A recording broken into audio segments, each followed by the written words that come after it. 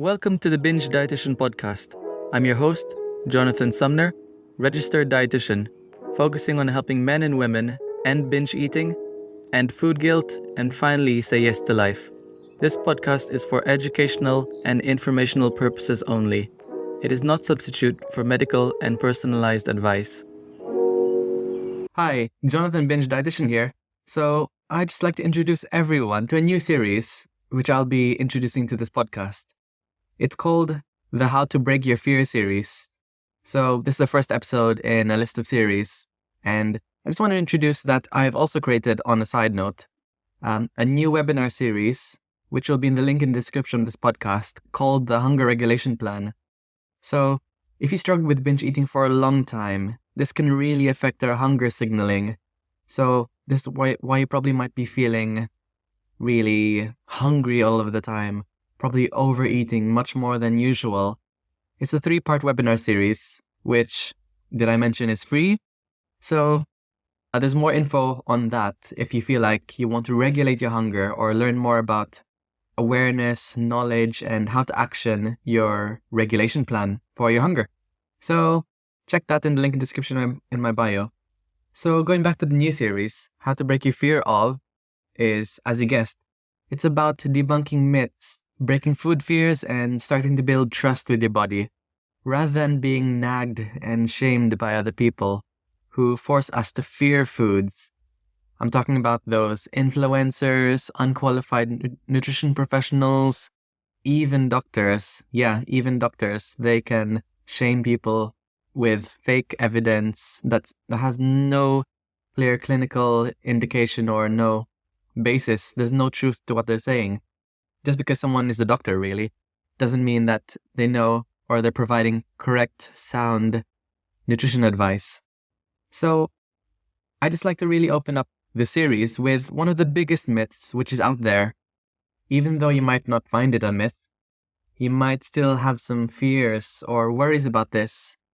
And as you guessed from the title of this podcast, we're going to be debunking the myth of breaking your fear of carbs.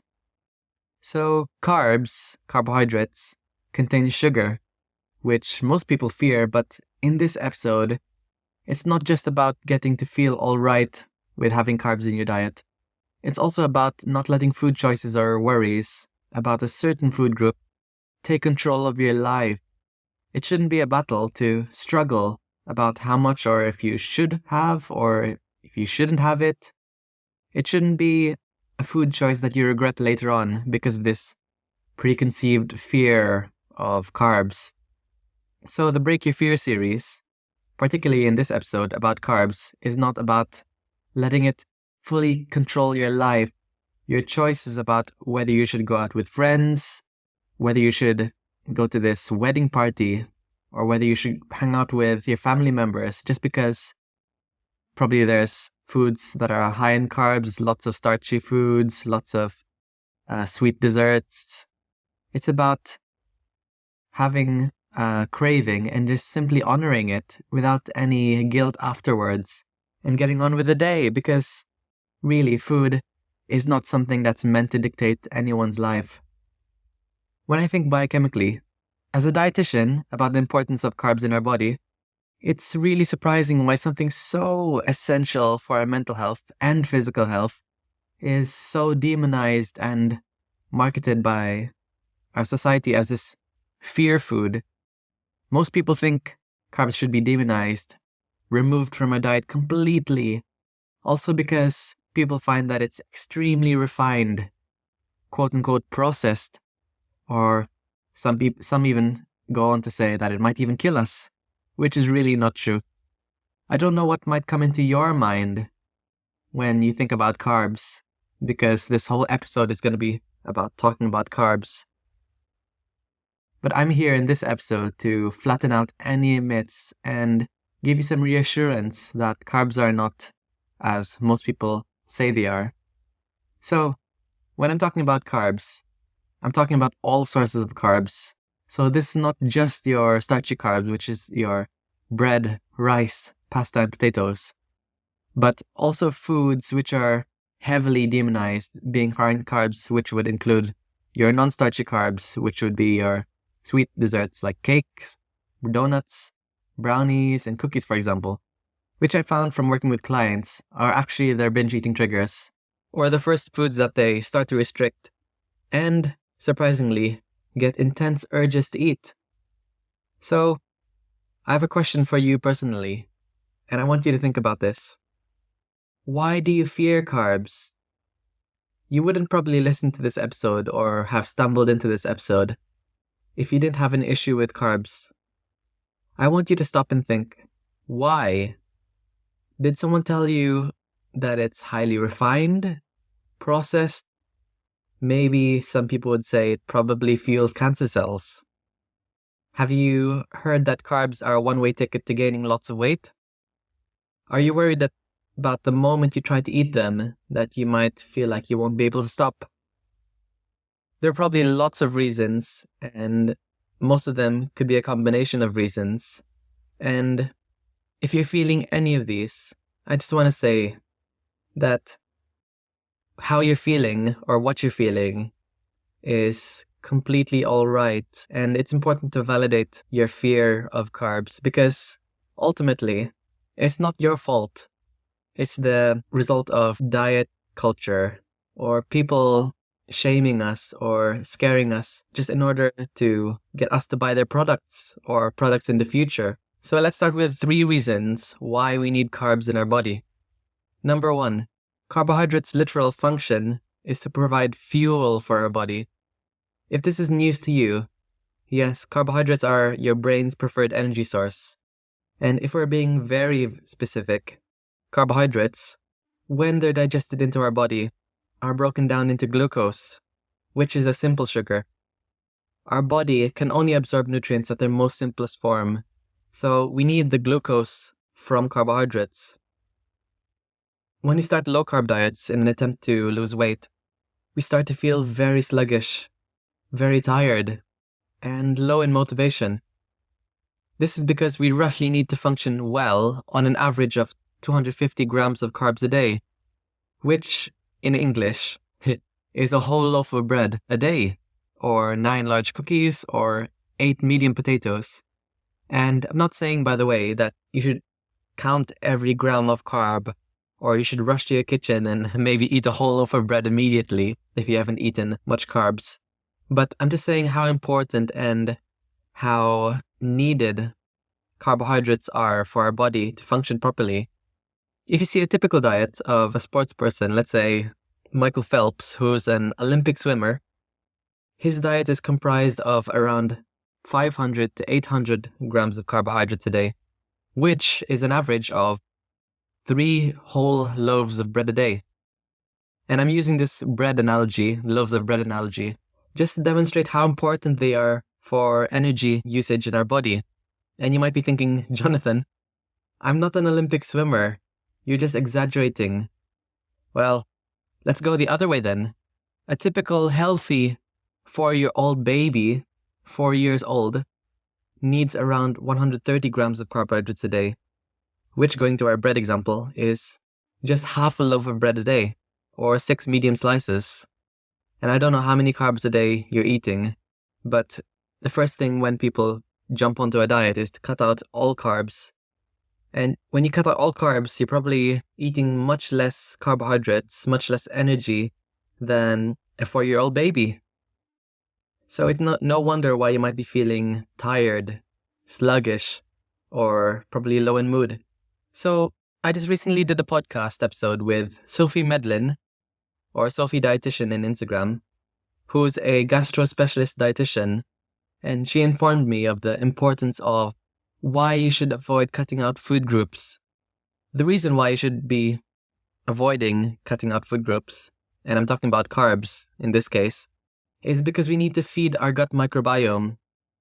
And by feed, I mean eating foods our gut microbiome feed on, such as fiber, herbs, spices, fruits and vegetables, starchy carbohydrates, and more. Basically, what I'm saying is variety is key. On the interview with her, she informed that we are 10 times more gut bacteria than human cells.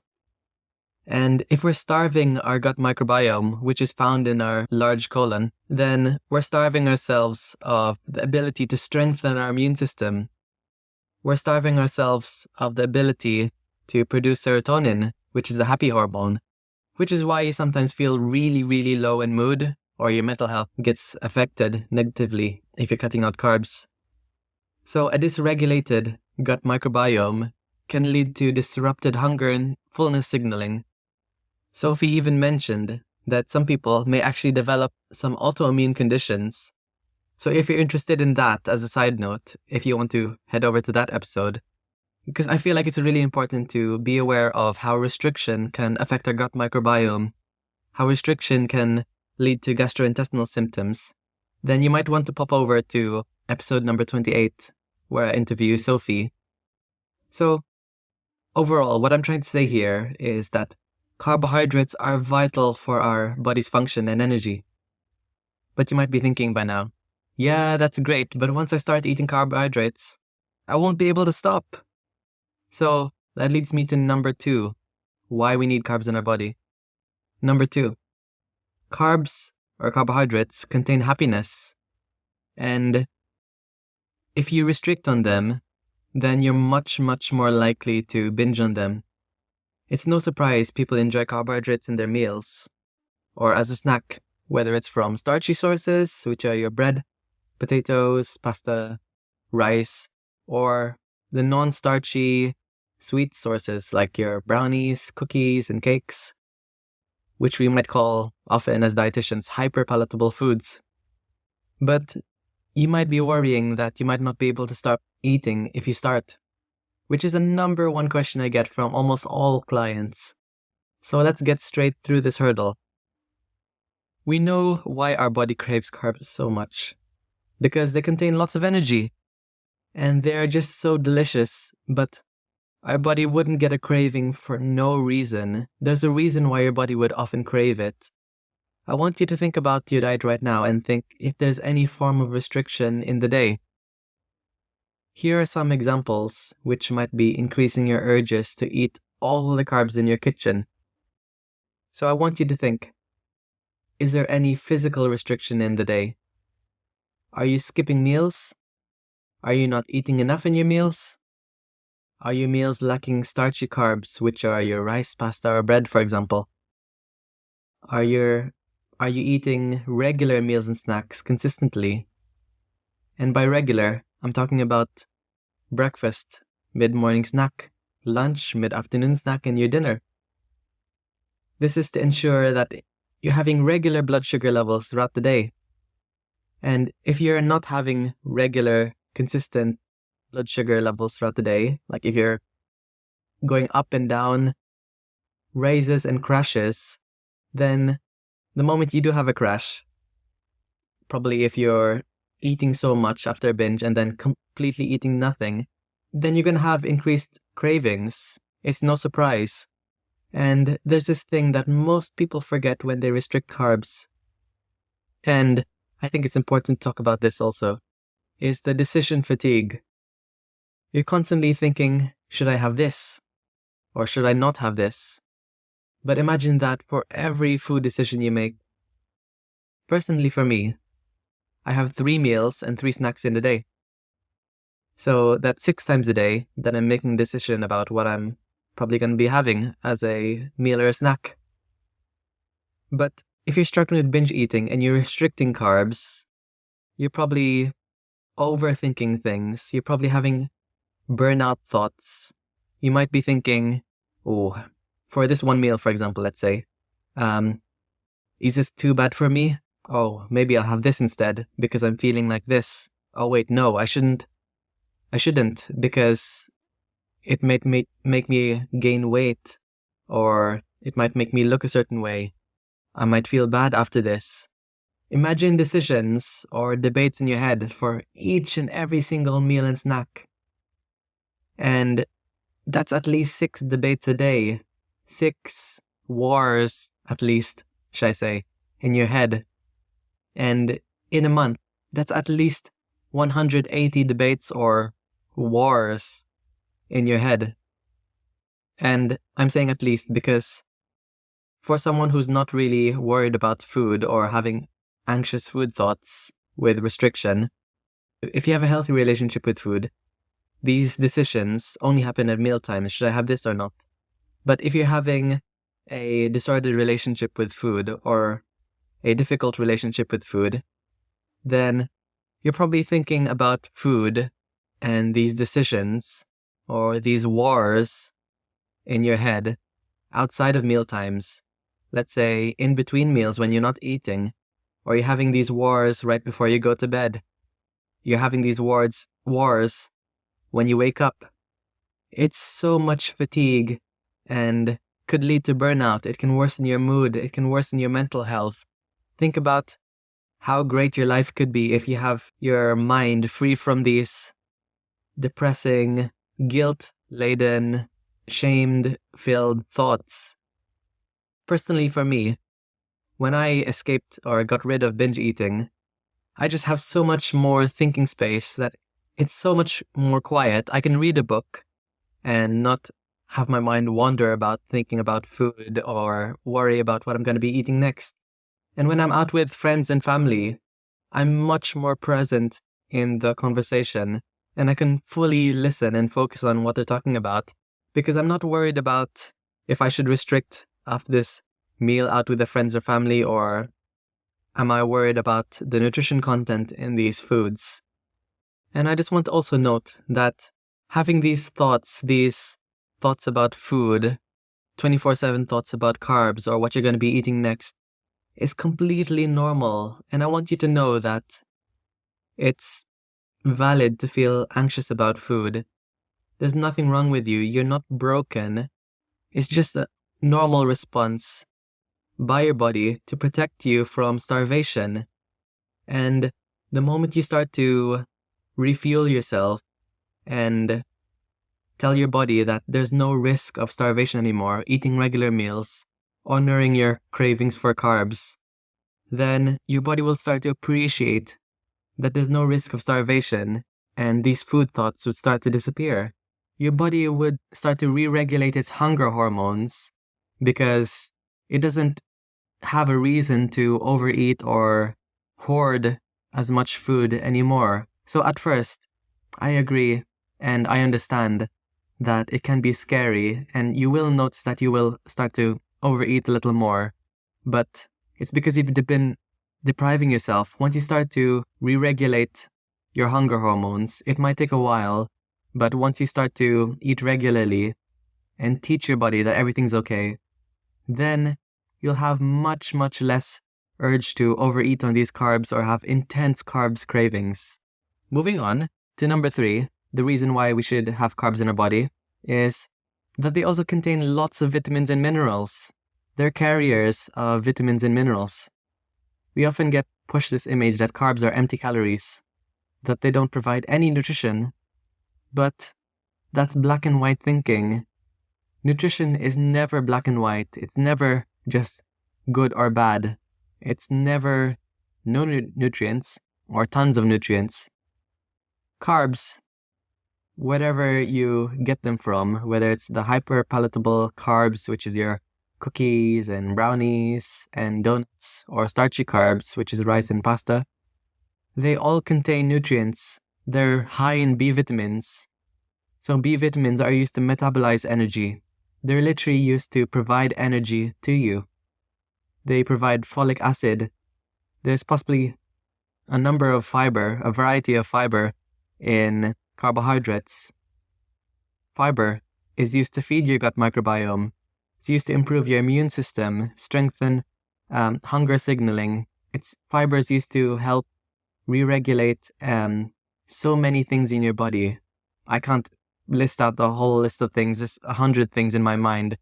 But carbs, wherever you get them from, are vehicles of these vitamins and minerals. And if you're restricting carbs, you're very likely restricting these vehicles of vitamins and minerals.